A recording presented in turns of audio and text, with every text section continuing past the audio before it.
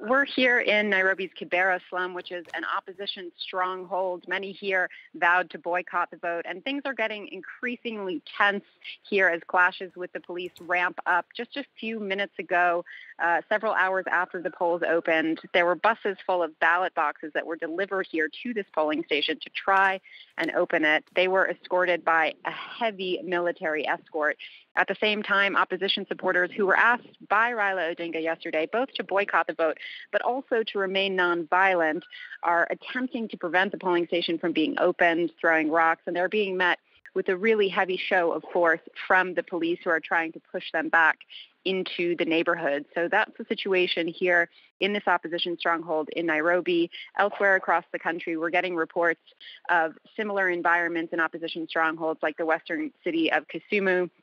Elsewhere, we have reports of polling stations being open, functioning as normal. We saw one this morning that was open and functioning. However, the turnout that is being reported so far is considerably lower than what we saw in the August vote. Julia, this unrest will, of course, no doubt lead to many there saying that this rerun poll is just exactly a rerun of this August poll and that the election has been far from free or fair.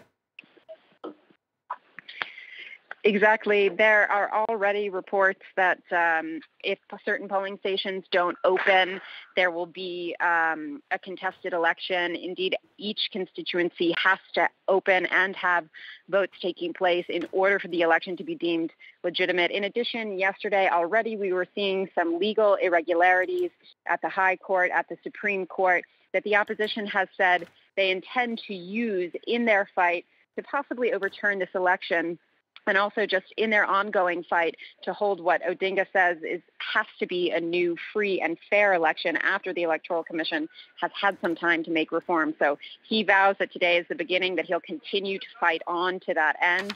And from what we're seeing here in the streets, it seems as though his supporters are ready to continue the fight as well.